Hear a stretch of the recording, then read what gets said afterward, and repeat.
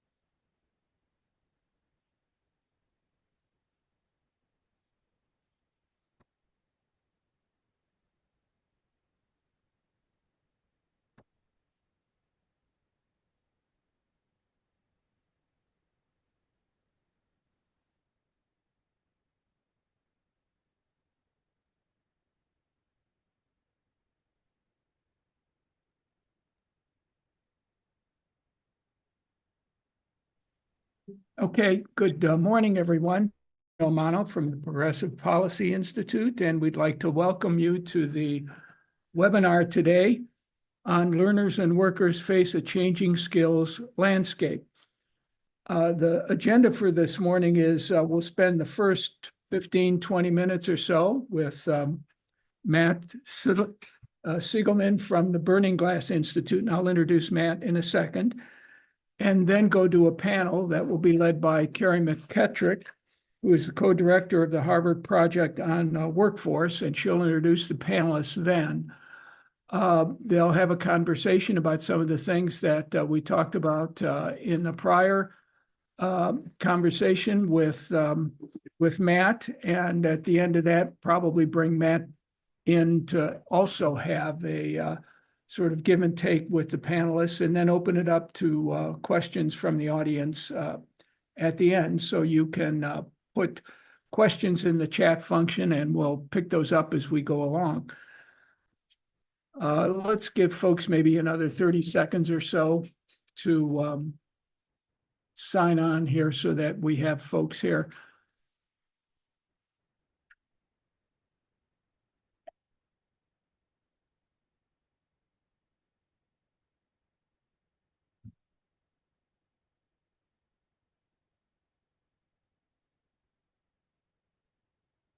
Okay, let me do a brief intro to Matt, and then we'll begin our conversation. Matt's president of the Burning Glass Institute, and I'll ask him in a minute or so to give us a little bit more background on the Institute. Matt and his team have created a field of real-time labor market data, and they track demand for tens of thousands of skills across over 30 countries. And a lot of that research that they've done we'll talk about over the course of the next 20 minutes or so, though we'll focus on three primary reports that Burning Glass has put out. The first one entitled Launchpad Jobs, Achieving Career and Economic Success Without a Degree. The second one is called the American Opportunity Index, and the other one is about how Gen AI could change the value of expertise and how it relates to a couple of the topics that we would have talked about in the other reports. So Matt, welcome, and why don't you spend a couple of minutes, a minute or so, telling folks about the Burning Glass Institute so they have a better sense of the organization and the kind of work that it does. Well, Bruno, thank you so much for the chance to join you today. I've been so looking forward to this conversation.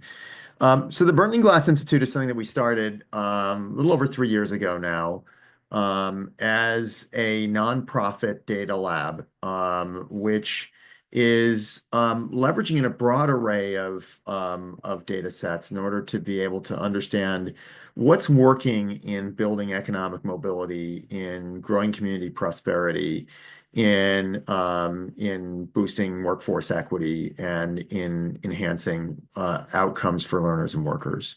We live at a time of tremendous wealth when it comes to data resources. As many may know, I spent 20 years building a company which is now called Lightcast, which has been providing very powerful data about the landscape of opportunity for workers and learners, and for employers, the landscape of talent. The work of the Institute, which is fully independent, is to be able to take data sets like that, but many others out there today, and say, what do they tell us, and how can we use them to actually solve real problems and improve outcomes? So we're getting to work on, well, on the one hand, we do a lot of research, and I'm looking forward to chatting about some of that research, because it highlights where some of the problems are. It frames where some potential solutions may lie. But much more of our work is on the ground, working with partners to be able to leverage data in ways that boosts opportunity and success. The topic today is learners and workers face a changing skills landscape. So let's start with the end of that title, the changing skills landscape. What do you mean by that? And what does the changing skills landscape look like? So, first of all, I'm glad we're talking about it in the word skills, because I think we tend to get hung up on the vocabulary of jobs instead. We hear a lot of warranted apprehension about the potential for jobs to go away. We hear futurists talking about all the new jobs that are going to be born. There's some of that that's going on, and certainly we live in a dynamic job market. But the substrate of the market, the genome of the labor market, is actually skills. Skills define jobs. Skills define the distance between talent and opportunity, and skills define the dynamism of the market. So much more than jobs going away, what we can see already is that the skills that are required to do a job change very fast.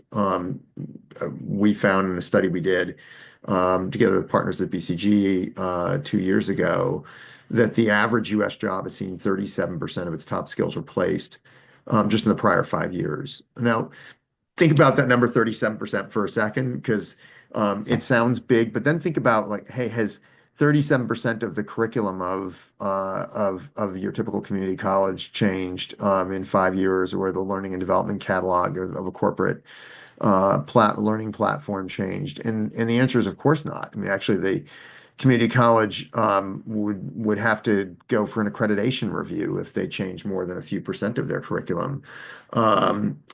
So we have the implications of this. And by the way, that was analysis that we did before the advent of generative AI, which has only accelerated things. The implication of this is, on the one hand, the workforce that we have may not be the workforce that we need. And conversely, also for workers, what it means is that you may not be qualified to be able to land a job in the field that you've been working in for many years, if you were forced to change jobs. Now think about where we are as an economy, with so much potential for softening over the months ahead. I'll not get into to comment on recent events, but I think we can all sort of anticipate that there may in fact be good levels of displacement. One of the things we've learned in the past is that where people really suffer, jobs change, jobs have always changed over time. The problem is not that your employer wakes up and says, okay, you're no longer qualified for this job. It's more likely that you lose your job for whatever kind of macroeconomic reasons, and can't get another in your field because there's skills that have evolved in the field and that you haven't. You made passing reference to, I'll call it, the disconnect between the kind of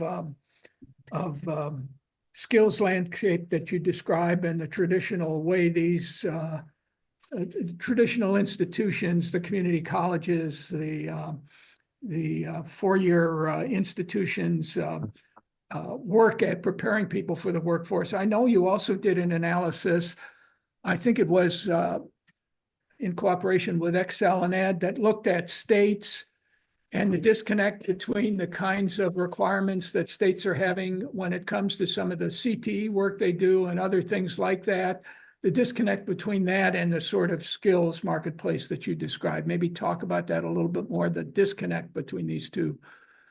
I think this is a really big problem right now, and it's this. We have a what nerds like myself would call a signal processing problem in the market. It's not that we lack for signals. Employers every day send out post up millions of job ads that say what they're looking for.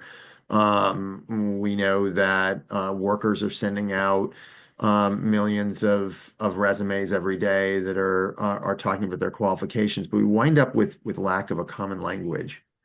And that makes it very hard for either of those, but also for the educators and training providers who are and public officials whose job it is to try to bridge between them to really be able to understand where there's need and where there's talent and how and what gaps need to be bridged. The impacts of that in the report that you're mentioning is some work that we did, as you said, with Excel and Ed, looking specifically at CTE programs.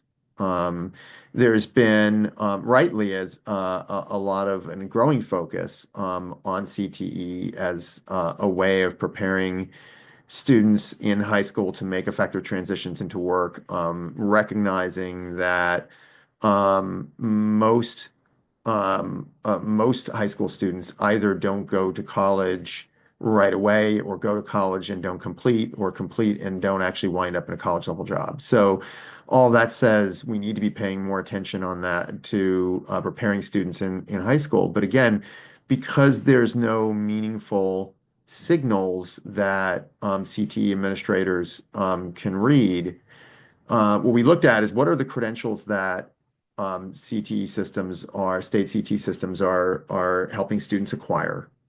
As many may know, career and technical education systems are required by the Perkins Act to make sure that people can acquire credentials that are industry recognized. But that's a pretty open definition, and as a result, high school is getting a lot of high school officials are getting a lot of information from a lot of different sources that aren't necessarily helpful. And so you have what we found is that only 18% of credentials earned through CTE systems are actually in demand for good jobs. Meanwhile, lots of jobs that could be accessible to high school graduates going undersupplied. We see the same thing across the credential spectrum. I think many of us are optimistic that we can move to a system that instead of being qualification denominated is skill denominated. For that to work, you need to be able to have effective signals of skills. But what we're finding in some forthcoming research is that, in fact, very few non-degree credentials are leading to meaningful wage gains. And unless we've got those signals, educators continue to prepare students for careers that may not be great careers. Last year, there were 7,000 students nationwide who earned the National Pork Council Safe Pork Handling certification. That moves us into, I think, the first report we should spend a few minutes on, the one on Launchpad jobs. And the issue you talk about here is, why does it matter where a young person starts? Let me read a quote to you from the report, pages 3 and 5 to be exact. Quote, "The initial job out of high school is the first crucial choice. There is no way for a student to know today that what roles that all seem to start from the same place can end up leading to wildly different economic circumstances later." So maybe spend a few minutes talking a little bit about it matters where you start because you can end up in all different directions and the need for some sort of guidance on that pathway. So first, just to back up, this analysis that you described is work that we undertook in partnership with ASA. And the goal of it was to be able to actually understand how do people's careers bear out when people make the decision not to go to college. Again, I think many of us believe that I imagine probably most or all of us believe that there should be good economic opportunities available to people that don't require passing through college and out the gates on the other end. And so what we wanted to do is understand empirically what are those paths and what are the paths that actually work. And so we studied the career histories of 7 million people who went straight to work after high school. And what we did is we tracked those people over time, 20 years, and said, what are the paths that seem to provide the most opportunity? So first of all, the good news there was that there's some of those paths are quite predictable, and also that there are many people who go straight to work after high school who are doing really well. The top 20% of people who didn't go on to college are out earning the median college graduate. And so that says it is absolutely possible. And as I said, predictable paths, a lot of it, as you've pointed out, Bruno, it has to do with the first job you have right out the gates. We found there were some sets of first jobs that make you 4 times more likely to be a top earner by the time you're 40. Conversely, there are some sets of jobs that make you also around 4 times more likely to wind up at or near poverty by the time you're 40. And the problem is not only that we don't have the kind of advising that students would need in order to help direct them effectively to the one, to understand which are which and where different jobs lead over time. Not only that, our CT system is, as we just discussed a minute or two ago, means that people are acquiring credentials that aren't preparing them for good jobs. But the problem is also that sometimes the good and the bad jobs, these kind of these launch pad jobs and then bad starts, are really hard to tell apart. Sometimes, I'll give you an example. Though none of these is actually a launch pad job. If you were to compare the person who takes a job, who graduates high school and takes a job seating people in a restaurant, that person will make about $22,000 a year. The person who graduates high school and takes a job at the back of the restaurant plating food will make actually slightly more, about $23,000 a year. The latter, the person who's in the back of the restaurant, if you track where they go through all the various twists, turns, and tangles in their career over the next 20 years, 20 years out is making in the 30s. So making a little more than that 23 that they started at, but probably still not family sustaining. The person who started out hosting people, seating people at the front, is making almost $70,000 a year. And there's nobody who is telling you, do this, not that.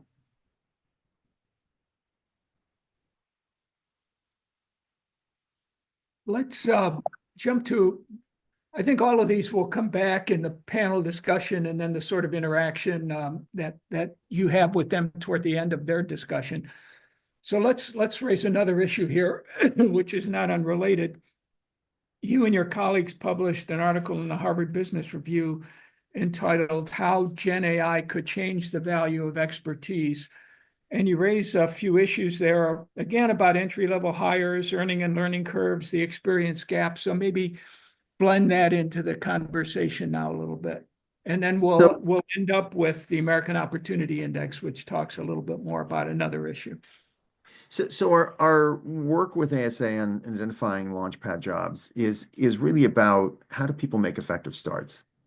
And the ability to make a start into a job, of course, depends on how much entry-level opportunity there is. And so we recently, together with our colleagues at the Harvard Business School, Project on Managing the Future of Workforce with Joe Fuller and his colleagues, we worked to really try to model AI's impacts on, as you said, on learning curves. And that sounds kind of abstruse, but here's why it's relevant, because learning curves represent how we how we acquire the knowledge that's necessary, the expertise that's necessary to enter into a job, and how we acquire expertise on the job over time.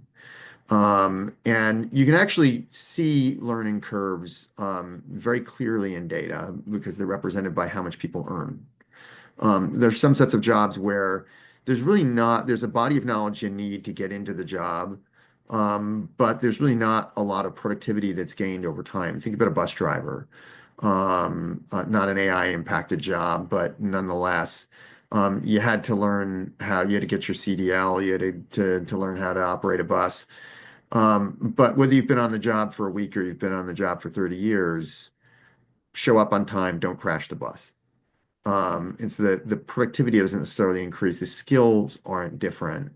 And in a lot of those kinds of jobs, AI can really help facilitate people acquiring the domain expertise and the like that's previously been required, and can open a lot more opportunity. And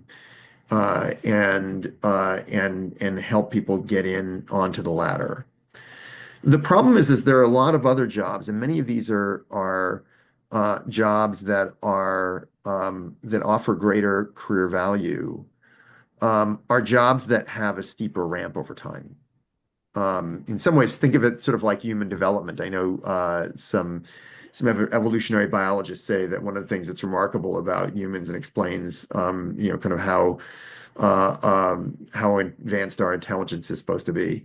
I say supposed, but is that we actually mature very slowly. And there's a bunch of jobs where you just kind of have to be on that job for a long time and you get better and better. Think about the difference between somebody who's an entry-level marketing assistant, somebody who's a marketing expert. And those are jobs where essentially, even if it's not meeting the federal definition of a registered apprenticeship, they work in an apprentice kind of way. Now, here's the thing. In a lot of those jobs, when we look at AI impacts, we then say, okay, where do the capabilities of AI overlap the tasks and capabilities that are required at the entry level and for people who are highly experienced. And what we find is that there are very considerable and considerably greater impacts at the entry level. What that says is in a lot of those spaces, we're going to need a lot fewer people at the entry level. And so it raises really important questions around how can people get on the ladder in fields that have good scope for upward mobility. It raises questions for educators about what does it take to train students to start their careers in the middle.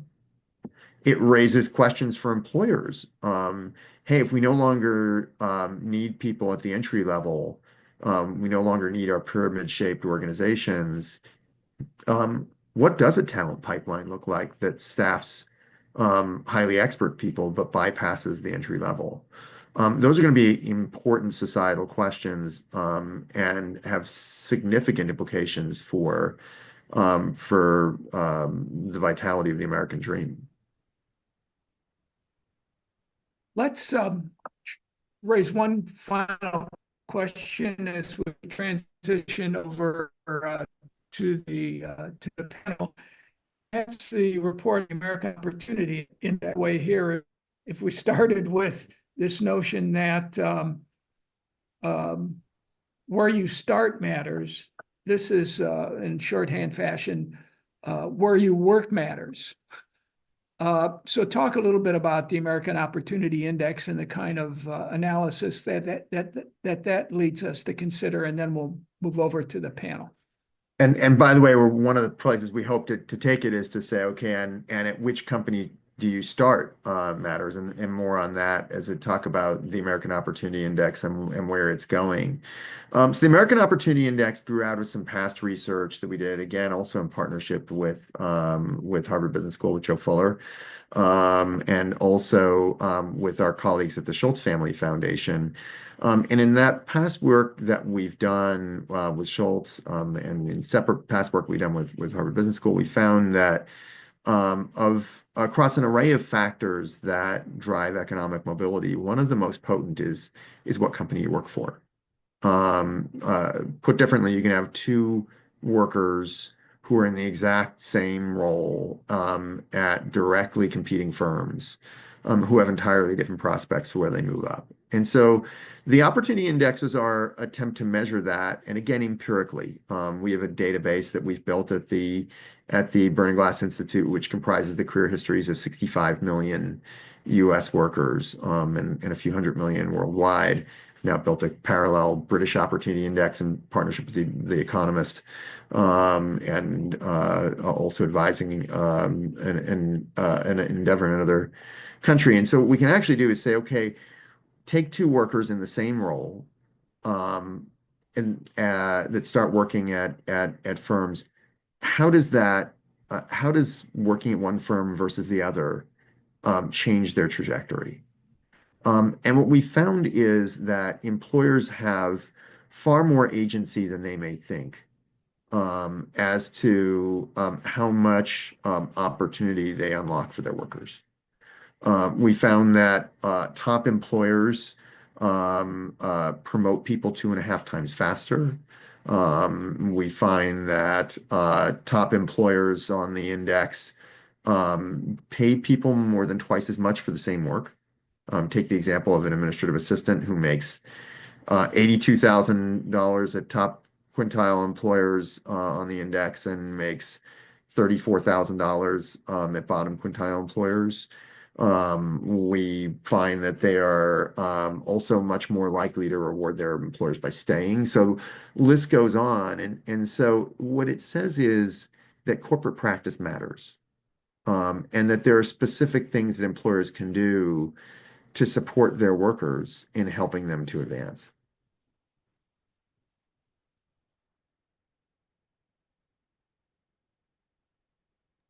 And just to conclude this, you name names. This is not just done in an abstract way. I think the numbers are something like you include 395 of America's largest employers, and you studied 500 of the largest companies headquartered in the US. So you kind of name names, and you have a way of then organizing that data and tracking it back to particular companies. Ultimately, our goal here is in this work, in some of our work that's on our forthcoming Credential Value Index, where we analyze the returns on 23,000 different credentials, and certainly in our work with ASA and the Launchpad Jobs Project. And all of them, our ultimate goal is to be able to create what's essentially a nutrition label that workers and others can look at. Nutrition labels have really changed the game for those of us who pay attention to them. You don't have to pay attention to them. You can still eat the pack of Twinkies, but you can't say you weren't warned. And actually, nutrition labels have gotten a lot easier to use. They no longer really tell you how much riboflavin there is. But in a lot of places, the front of the package tells you just, green, yellow, red, how much saturated fat, how much sodium, how much added sugar is there, how many calories, the core basics that you need to make smart and effective decisions. So, our goal is to make sure that we can actually, first of all, recognize employers who are really doing a lot. Second, give workers themselves the tools to be able to make better informed decisions. One of the things we're doing, by the way, with the Opportunity Index as we advance it is to recognize that different employers can be good for different reasons, and to create essentially different archetypes, if you will, of job quality. We've tended to kind of get stuck in a pretty singular definition of job quality. We say that okay, a job is only a quality job if it pays you well, and offers good benefits. What we're trying to do instead is to say, well, some jobs are good jobs because they offer high wages and stability, but some jobs are good jobs because they give you a way to get on the ladder. Some jobs and the companies who offer them are giving people a way to move up in their careers. Okay, let's transition over to the panel now. Carrie and panelists, you can come on. Carrie will moderate the panel. She is co-director of the Harvard Project on Workforce, and she'll introduce the rest of the panelists.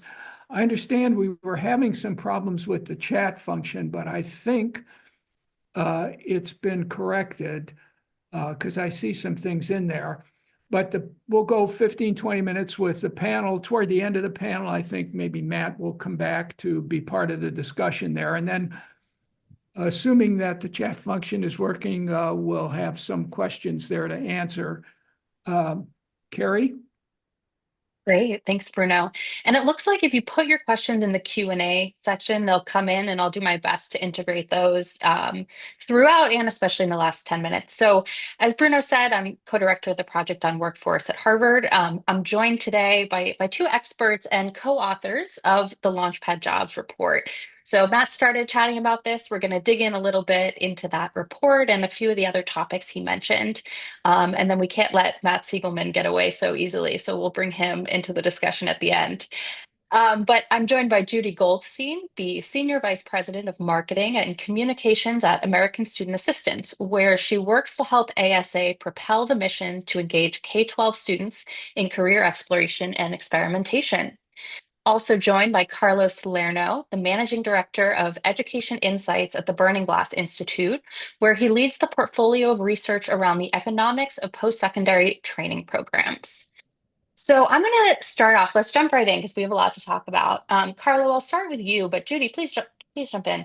Sure. So, as Matt was saying, the conversation is about skills, and the landscape of the labor market is really defined by skills. And in your report, it's called the Launchpad Jobs Report, but you talk about Launchpad skills that can lead to economic mobility. So can you explain, Carlo, what those skills are, why they're important, and perhaps I'll add one more thing to that question, which is Matt talked about signals, and how can students signal that they have those skills? Yeah, thanks, Carrie. Thanks for the question. Thanks for having me here. As we were digging into this project and we were trying to understand the extent to which we could lever upward mobility, right? You start to think of skills as sort of like the DNA of like all, work and sort of economic advancement, right? They're the smallest denominator at which you can actually build competencies and grow competencies. And so, in the project we found in the report, we obviously identified a number of very technical skills that were very esoteric to some of the more technical trades and some of the more technical jobs that we found as launch pads. But more importantly, there was this sort of durable or these transversal soft skills that really ended up being the core of some of the more valuable skill findings in this report, right? Technical communication, technical reporting, technical writing, conflict management, customer service. These are people skills, right? These are communication skills. These are basic core competencies of being able to take ideas and be able to effectively communicate them to drive action, right? Whether it's helping move a process along, whether it's helping to unblock a process that's stuck, or whether it's helping to resolve conflict or just make things happen. These are key core components of things we do on a daily basis across our lives anyway, but take on increased value in the workplace. And so what we found is over and over, these skills kept cropping up. And to Matt's point earlier, as he was talking about, they become extremely valuable in charting career trajectories, right? As we move and become more facile with with a role and we move into management and supervisory positions, which tends to be one of the ways that we do find economic advancement, management and supervisory experience oftentimes is based around people skills and managerial skills and task management skills. These very soft skills that we find to be at the core also turn out to be the very things that can help people propel a job from becoming a technical expert in something to becoming a manager of technical experts of something, if that makes any sense. Great. And let's go with this durable skills for a second. And for folks who aren't familiar with the term, it's sort of what the field is starting to use and for what's historically called soft skills, communication, problem solving, as Carla was saying. So I think we know, our current system really isn't set up or hasn't historically been set up to teach these skills in the classroom. And we don't actually quite know really how to evaluate them either. I would say there's not a huge consensus about that. So, Judy, what should we be doing? What should educators be doing, others inside and outside of the classroom, to equip students with these skills so that they can be successful? Yeah, Carrie, thank you for having me, and hi, everyone. It's interesting that you say that schools aren't equipped to teach these skills. They actually are. So if you think about those project-based learning opportunities, kids are learning leadership, communication, collaboration, core skills. If they go into an employer-led challenge like the U.S. Chamber of Commerce does with its pilot on EPIC, they're learning the same thing. And they're also learning presentation skills and other important skills that we call them soft.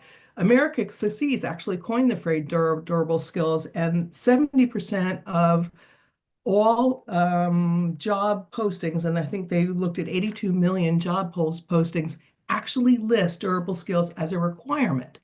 So teachers are doing this. They're doing it through the project-based learning. They're doing it through competency-based learning. They're doing it through these employer-led challenges. Kids are also learning, this is crazy, but they're also learning these skills when they're gaming. They're learning about leadership. How do I get, whatever the troll is to march down the path? They're learning collaboration. How do I get others to work with me to be able to clobber whoever I'm trying to clobber? And then lastly, if a kid has the opportunity, and we hope that every kid in America has this opportunity to have a work-based learning experience, they are gaining those much needed skills, either as part of the classroom or after the classroom or beyond the classroom.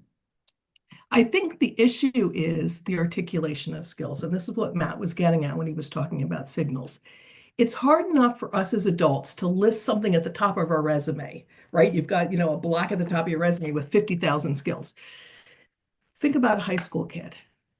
They don't use the same terminology that we or employers use. Collaboration, what do they call that? I don't know what they call it, vibing.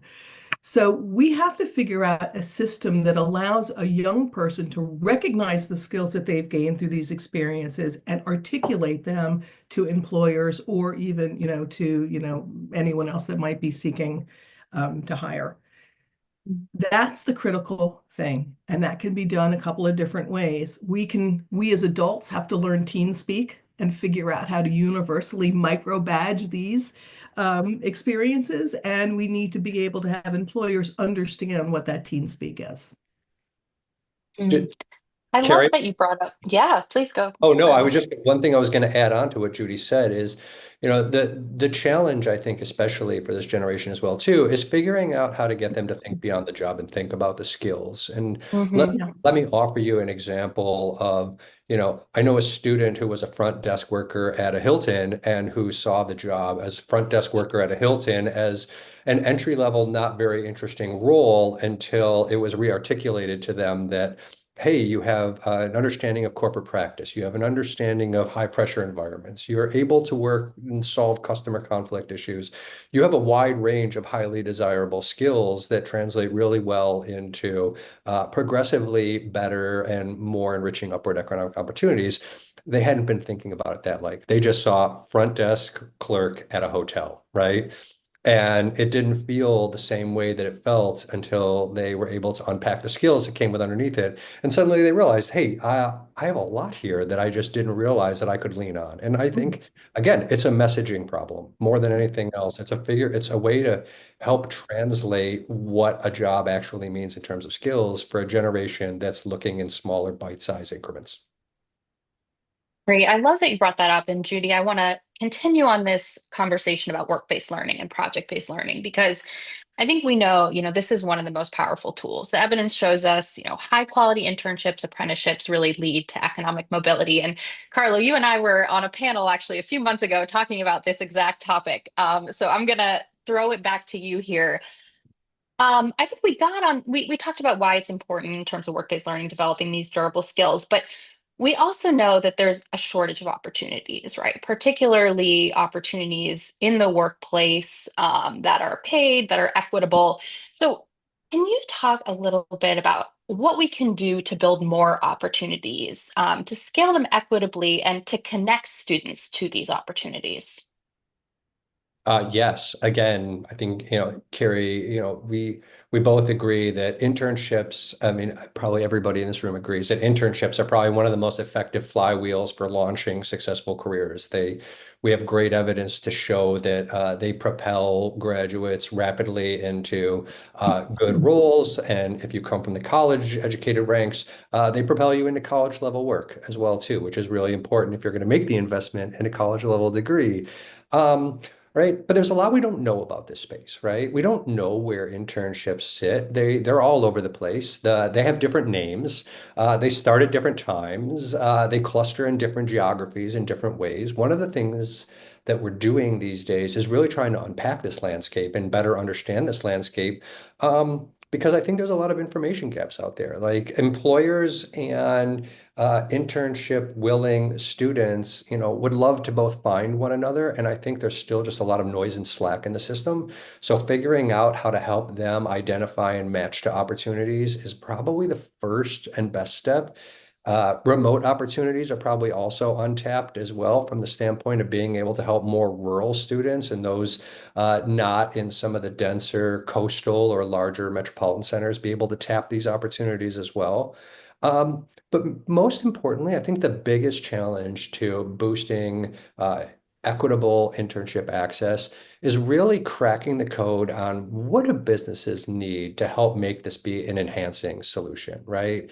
Bringing people on short term for short stints with very, limited skill sets at the start can feel challenging, but it doesn't feel insurmountable, right?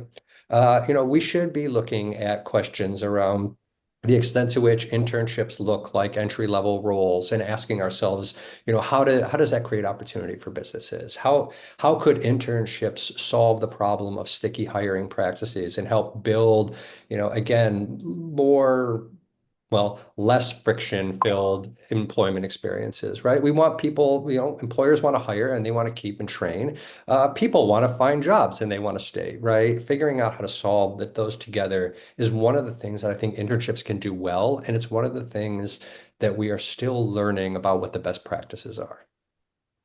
And if I can jump in, Carrie, if you don't mind. So ASA has been working on this for quite a few years. And in 2018, we found out that there were about 30% of employers were offering internships to young people, and that's increased last year, 5 years later, to 38%. In our mind, that's not good enough.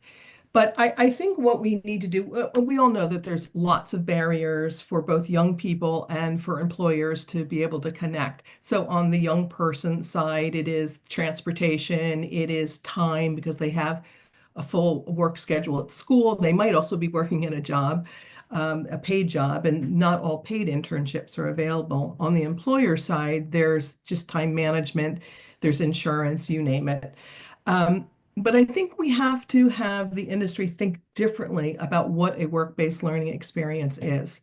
It doesn't have to be the 6-week, 2-month, 3-month on-site internship. Carlo mentioned virtual internships. I'm going to push a little bit further. If you imagine a company has 10 things on their list to do, they can get to 8 of them. Why not formulate a process where the last 2 on your list is actually given to a team of kids to try to solve for? We've seen this very successfully done with the CAPS network, which has locations throughout the US, and also the US Chamber of Commerce Foundation. They act as the intermediary. They take off the pressure for the employer and the school to do the underlying foundation. They connect the two. The employer says, here's our challenge. The kids go off and do the challenge. They come back and present solutions. And by the way, the solutions are incredible. Who knew high school kids had the thought and could put together a program that would solve an employer's problem? The reality is they can, and we should be tapping into them. It's good for the employer, and it's good for the young person and for the educator. That's so great. And I love to hear the examples of folks who are doing this well and stepping into this space. And one other I'll throw out is Ripen, which is kind Oh, of a yes. platform that's trying to kind of bridge that gap between the employer and the college, and build sort of regional ecosystems. I'll just throw that out there as well. I know there are many more There's folks many doing great more. work in this space, Yeah, many and more. Ripen and others Um, are trying to also bring it down to high school kids because these exactly. experiences are critical, even middle school kids, for them to get that learn to work experience. Okay, so I want to get to one more question before we bring that back. And Judy, I'm going to jump right back to you just because of Sure. all of the work you're doing in career navigation, career exploration. Because, we heard the first job is crucial, but the company is crucial. The school or the major you choose is all crucial, but there's so much information. It's a complex landscape. And most students don't have much information or guidance to make decisions for their futures. Matt talked a little bit about how career coaching can be a great opportunity. We have a shortage of coaches right now. So I want to, pose to you this question of what do we need to do to make sure students and their families can navigate this really complex landscape and have the information they need to make smart decisions for them? Yeah, it's such a multifaceted question that deserves a multifaceted answer, so I'll try to be concise. First and foremost, most of our high school guidance are incentivized on the number of kids that matriculate to a 2 or 4 year school. We have to change that perception, and that's done through thought leadership and advocacy and policy. We have to also provide them with the information. They have the desire, but we have to provide them with the information on how to counsel kids if a child has already made the decision with their parents that a 2 and 4 year degree isn't right for them right now. We have to give the guidance, the information on how to find, vet, evaluate, and fund non-degree credentials, short-term credentials, if you will.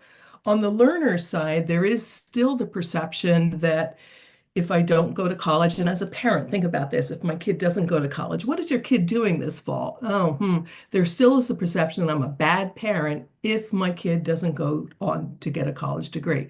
So we need to change that perception. And ASA with Jobs for the Future last year announced a multi-million-dollar initiative to tackle just that, to create a narrative shift campaign to help people think differently, and also ultimately to create a resource for students, for their parents, for employers, and for practitioners to get together to be able to understand what is a high quality credential, how do I find it, how do I evaluate it, and once I've done that, how do I talk about it, how do I fund it, and how do I access it?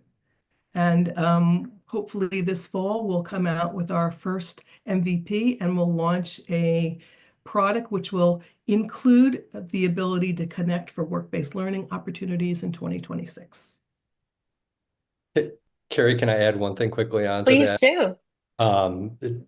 I am Judy's biggest fan around all of this because I've had the opportunity to work with Judy on this project. And so we know we think alike on this.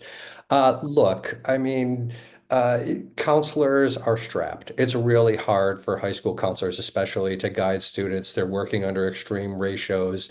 They're to Judy's point, is good guidance is well needed, but tactically delivered is really important. To Matt's point at the beginning of the webinar, there are a lot of jobs for 17 to 21-year-olds that all start out in roughly the same pay band, all look roughly the same way. And it's really hard to figure out which one of those could lead to amazing opportunities later and which ones may stall and peter out earlier. Myth busting is important here, right? Being able to help folks understand which jobs can propel is critical. But the bigger thing, I think, and I think Judy not only hit on it, but I think is leading the charge here, is when we do a report like Launchpad Jobs and we do this very complicated analysis and we study all these jobs and these career trajectories, that's great for the research and policymaking community. It needs to be translated to the 17-year-old to 21-year-old community. Our children, sit on smartphones and they look at and consume information in completely different ways. They're not looking at dashboards. They're not looking at they're not looking at wage curves.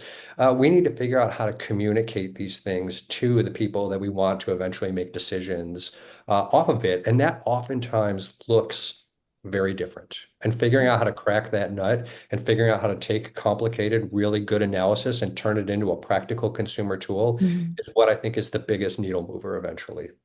Yeah, and it's That's a not great. just KSA and JFF where we've identified, 300 partners who could possibly add some sort of activities or some sort of experience. So what we're hoping to build is a digital first tool predominantly for learners in a game-like setting where they can access on the phone, and that we're serving up bite-sized pieces of content in the way that they want to consume it. So not the way an adult That's would great. consume it, but the way a 16 or an 18 or a 21-year-old would consume it. That's great. And I wasn't, I can't help but say that we released a report today about where, folks get information. Family and friends are the one and two sources of career information. And so I think we need to understand how to tap into those networks as you're talking about tailor our communication to kids.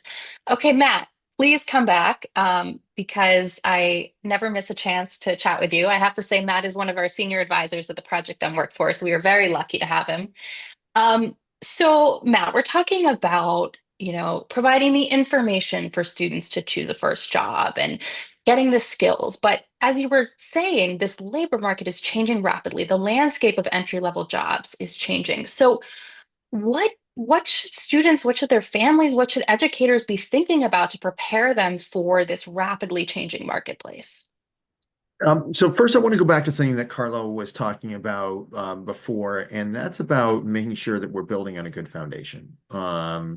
Together with ASA, a couple of years ago, we looked at what are the foundational skills for the 21st century economy for sort of the high value jobs in today's market. And we found, when you look across all of those jobs, there are certain sets of skills that they all demand. And what was interesting about it is we're used to thinking about foundational skills as just being sort of air quotes soft skills. It's not a label I love. Those kind of core skills that are at the bedrock of America's liberal arts heritage. And we certainly found very strong demand across careers for those kinds of skills. But we also found significant need across careers for digital skills, for data skills, for coding skills, even for business skills, project management, as just one example of a business skill. You may not think like, hey, why do I need a project manager? Does everybody really need business skills? But, project management is something you're going to need whether you're going into tech, whether you're going into construction, whether you're going to become a nurse who has to manage care across providers. And so there certainly are a set of foundational skills I would say are really important. So that'd be the first thing. And by the way, Carrie, I mean, this also sort of echoes our colleague David Deming's work, where David, for those who don't know him, is an incredible economist at Harvard and one of the founders of the Project in the Workforce. And his work has shown that the kinds of jobs that are growing the fastest are the jobs that blend what he calls math skills and social skills. And so that really is going to be an especially important lesson in age of AI. AI can automate specific tasks and functions, but what it will also do is it doesn't automate all of the capabilities. What it's going to do is instead democratize a lot of those capabilities. So I keep hearing people telling me, oh, well, why study coding? Why study data science in an age of AI? And actually, precisely because we're entering an age of AI, is why everyone needs to study those, because we're going to need perhaps fewer software developers, perhaps fewer data scientists and analysts. But that's because everyone's going to need those capabilities. Think about Microsoft Excel, right? How many of us use Microsoft Excel on a regular basis, even if we're not data heads like me or Carlo, to be able to, kind of just look at charts and make data-driven arguments and the like. Before there was Microsoft Excel, there were just a few specialists who could use data. Now everyone uses data. And so we're going to see some of the same kind of thing. We're finding, in fact, that there's going to be a new set of power skills in an AI era. It was fascinating. We tried to figure out what skills we're trying to like intermediate this debate between which skills are getting automated and which get augmented away, or which get automated away and which get augmented rather. And what we found was actually some of the same skills top both of our models. At first, like we looked at that and said, okay, well, we really screwed that up. And then when we dug in deeper, what we realized is that there are skills that make you more efficient and more effective. And every student needs to make sure that they have the opportunity to acquire those skills. I see Bruno coming back on here. I think we could have used another 3 hours for this discussion, but thank you all so much. Bruno, please take over. Thanks. Okay, I was looking at the Q&A, and maybe I'll throw out one question that cut across a few questions. I know Carrie picked up on several themes that were part of the Q&A. Practical instruments to help young people assess their skills. Judy talked about this a little bit, about something that's being developed, but does anyone have any suggestions about what might be available now that someone can use with a young person, a high school age person, to do some sort of skill assessment? And then we'll do that quickly and we'll close out here. I know many products, including products like Cooter, who offers 14 or 15 states a navigation solution, have a RIASEC-based assessment. I'm not so sure if it's exactly a skill assessment, but it basically is a snapshot of where the young person is at that time and then points them to sort of what their next step would be. So if I took a RIASEC, it might say, oh, you should be looking in the marketing area, which is surprisingly true because I am. And when I did the RIASEC, it was true. So I think there's things like RIASECs. I know schools use them as well. I don't know, Matt and Carlo, if you know of others. The only other thing I would suggest is, first of all, I would say I'm so excited, Judy, for what you're building because I think there is such a need. But I'll also say there's a really low-tech way to do this as well. And that's to sit down with a student and open up Indeed and look at job ads together and say, okay, if this is a career you want to go into, what are you going to need to know?